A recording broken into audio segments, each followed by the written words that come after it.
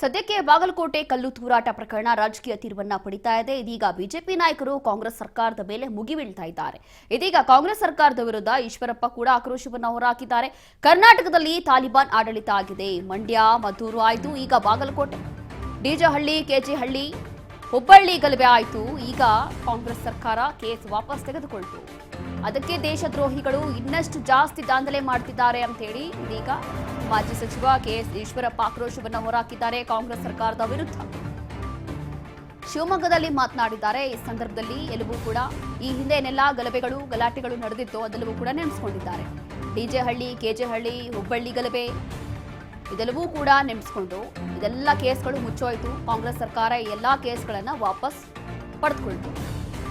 ಹಾಗಾಗಿ ದೇಶದ್ರೋಹಿಗಳಿಗೆ ಮತ್ತಷ್ಟು ಧೈರ್ಯ ಬಂದಿದೆ. ಕರ್ನಾಟಕದಲ್ಲಿ ತಾಲಿಬಾನ್ ಆಡಳಿತ ನಡೀತಾ ಇದೆ ಅಂತ ಹೇಳಿ ಆಕ್ರೋಶವನ್ನು ಹೊರಹಾಕಿದ್ದಾರೆ ಈಶ್ವರಪ್ಪ. ಕಾಂಗ್ರೆಸ್ ಸರ್ಕಾರದ ವಿರುದ್ಧ ಬಿಜೆಪಿ ನಾಯಕರು ಮುಗಿಬೀಳ್ತಿದ್ದಾರೆ. ಅದರಲ್ಲಿ ಬಿವೈ ವಿಜೇಂದ್ರ ಇರ್ಬೋದು, ಆರ್ ಅಶೋಕ್ ಇರ್ಬೋದು, ಹಲವು ಬಿಜೆಪಿ ನಾಯಕರು ಹೇಳಿಕೆಯನ್ನ ಕೊಡ್ತಾ ಇದ್ದಾರೆ ಇದೇ ವಿಚಾರಕ್ಕೆ ಸಂಬಂಧಪಟ್ಟಂತೆ.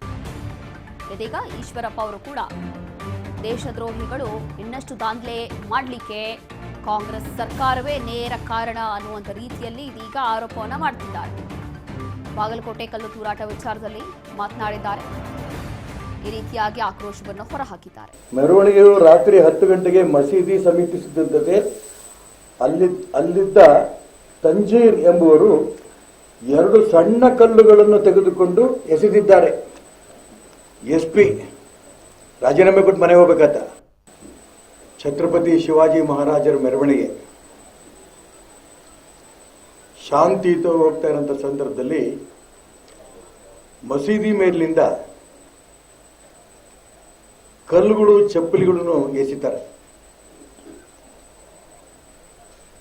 200 ಜನ ಸೇರಿದ್ದಾರೆ.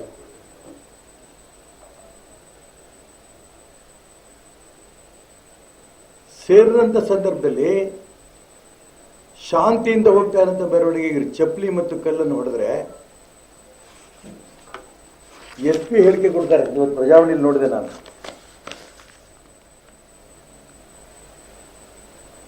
ಮೆರವಣಿಗೆಯು ರಾತ್ರಿ 10 ಗಂಟೆಗೆ ಮಸೀದಿ ಸಮೀಪಿಸುತ್ತಿದ್ದಂತೆ ಅಲ್ಲಿದ್ದ ತಂಜೀರ್ ಎಂಬುವರು 2 ಸಣ್ಣ ಕಲ್ಲುಗಳನ್ನು ತೆಗೆದುಕೊಂಡು ಎಸೆದಿದ್ದಾರೆ. ಎಸ್ಪಿ ರಾಜೀನಾಮೆ ಕೊಟ್ಟು ಮನೆ ಹೋಗ್ಬೇಕಂತ. ಛತ್ರಪತಿ ಶಿವಾಜಿ ಮಹಾರಾಜರ ಮೆರವಣಿಗೆ